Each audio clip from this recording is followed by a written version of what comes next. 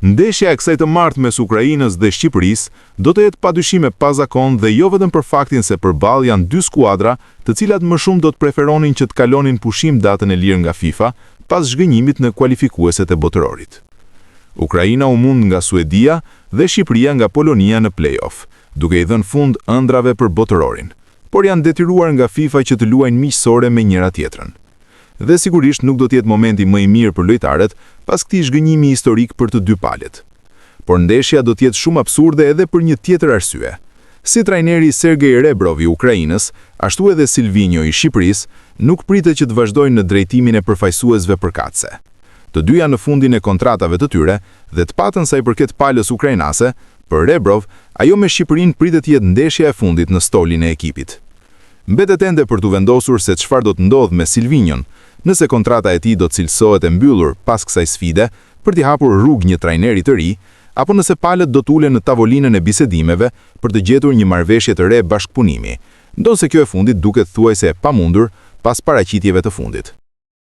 Ndeshja e Shqipërisë ndaj Polonisë në Varshavë është mbyllur me shumë dëshpërim mes futbollistëve kuqezi, me një pjesë të madhe të tyre që refuzuan edhe të flisnin para mediave në fund të duelit si pasojë e gjendjes emocionale. Një nga ata ishte edhe Elsejt Hysaj, mbrojtësi veterani kombëtares dhe rekordmeni i pranive me fanellën kuqezi. Por mbrojtësi ka zgjedhur rrjetet sociale për të shprehur zhgënjimin e tij pas atij eliminimi në rrugtimin drejt botërorit që dukej si shansi i fundit për 32 vjeçarin.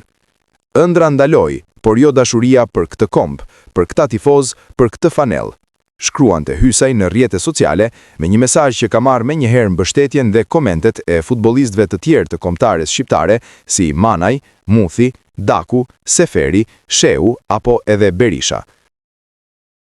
Yasir Hasani ishte heroi i Shqipërisë në kualifikueset për Europianin 2024. Me 3 gola dhe 3 asistime, kontribuaj në 4 fitoret që u grumbulluan te faza e grupeve. Trajneri Silvinho u bë aso kohë mjaft i dashur për tifozët kuqezi.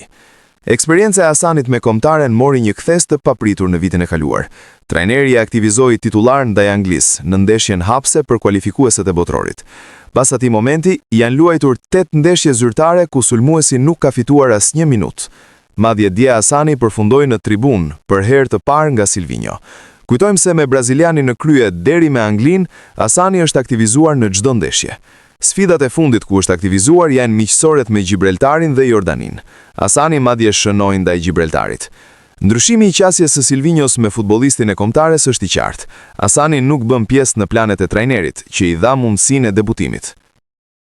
Nëpërmjet një postimi në faqen zyrtare, zyra e shtypit në Federatën Shqiptare të Futbollit ka bërë me dije se 2 nga lojtarët e skuadrës nuk do të udhëtojnë drejt Valencës për testin miqësor ndaj Ukrainës. Bëhet fjalë për Arlinda Jetin dhe Ylber Ramadanin. Mbrojtësi Ajeti u zëvendësua gjatë pjesës së parë të ndeshjes Poloni-Shqipëri dhe sipas vlerësimeve të para ka pësuar një luksacion të shpatullës së majt. Për këtë arsye, ai nuk do të jetë i disponueshëm për ndeshjen e ardhshme dhe do të kthehet në klub për vlerësimet përkatëse. Ndërkohë për sa i përket Ramadanit, Federata bën me dije se mesfushori do të kthehet në shtëpi, pasi gruaja e tij është shtatzën dhe është gati për të lindur. Vlen të theksohet fakti se për sa i përket Ramadanit, janë hapur zëra se ka pasur pakënaqësi mes tij dhe trajnerit pas ndeshjes me Polonisë, ku mesfushori nuk u preferua asnjë minutë. Polonia nuk ishte në ditën e saj dje, ndërsa Shqipëria ishte pranë kualifikimit historik. Avantazhi 0-1 në pjesën e parë pas golit të Arber Hoxhës shtoi shpresat se kuqezin do të shkonin në finale të play-off për botërorin. Në fund, polakët fituan 2-1 përmbysje. Mediat në Poloni nuk janë kursyer, edhe pse triumfuan. Mati Kesh ishte një ndër lojtarët më të kritikuar, ndërsa luajti si mesfushori djathtë në rreshtimin 3-5-2. Për futbollistin e Aston Villës, është shtuar në përshkrim se dukej si lojtari i 12 i Shqipërisë në pjesën e parë. Disa herë në pjesën e parë, dukej si lojtari i 12 i Shqipërisë, veçanërisht në zonën tonë të penaltisë. Kundërshtar të nivelit më të lartë, do të kishin kthyer të paktën një rast nga dhuratat e tij në gol. Fatmirësisht, ai shmangu një gabim të njëjtë në pjesën e dytë. Gjithsesi, mund të presim më shumë nga ai në sulm, ishte vlerësimi i sportive faktit. Jan Bednarek po kthehej gjatë natës së të enjtës në një hero, jo për Polonin, por për Shqipërinë. Gabimi I tij në kontrollin e një topi të gjatë nga Ismaili solli golin e avantazhit të shënuar nga Hoxha dhe I dha një shtys kuqëzimve që të ndërronin për botrorin 2026. Për fat të keq, Polonia përmbysi shifrat në pjesën e dytë, por Bednarek ishte shumë I lehtësuar që gabimi I tij nuk rezultoi fatal. Ishte një gabim I thjesht nga ana ime dhe një mësim dhe eksperiencë e madhe për të ardhmen, për të mos ndryshuar mendjen në minutën e fundit. Në atë situatë kishe gjithçka nën kontroll dhe vetmja gjë që dështoi ishte vendimi në fund fare. Në fillim doja t'ja kaloja topin e parë Kivjorit, por pastaj pash se kisha shumë hapësirë përreth meje dhe vendosa ta merrja topin. Si rezultat, bëra një gabim të thjeshtë, por për fat të mirë treguam se jemi një ekip. Dhe kur një lojtar bën një gabim, ka të tjerë që do ta zgjidhin, dhe për këtë meritojmë të marrim meritat. Leva shënoi një gol të shkëlqyer nga goditja standarde dhe Zielinski kishte bërë edhe më parë një gjuajtje të shkëlqyer që mund të kishte përfunduar në gol. Një peshë e madhe më është hequr nga zemra sepse shumë mendime më kalonin nëpër kokë. E dija sa e rëndësishme ishte kjo ndeshje për ne, për tifozët tanë dhe për kombin. Ishte e vështirë, por kam pasur shumë momente të vështira në jetën time dhe kjo më dha eksperiencën për të përqendruar në hapin tjetër. Ne e fituam ndeshjen dhe tani të gjitha mendimet e mia janë të përqendruara te Suedia, tha Bednarek.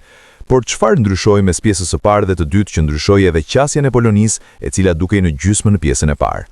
Shkëmbyen fjalë të rënda dhe të sinqerta në dhomën e zhveshjes. Kto nuk ishin vërejtje emocionale, por të tilla që na ndihmuan të rregullonim taktikat tona.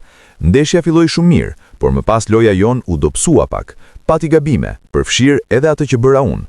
Është e natyrshme që në një situatë të tillë të ketë një ndjenjë pasigurie, jo vetëm brenda ekipit, por në të gjithë stadiumin. Por kështu e një ekip që mund të dalë nga telashet.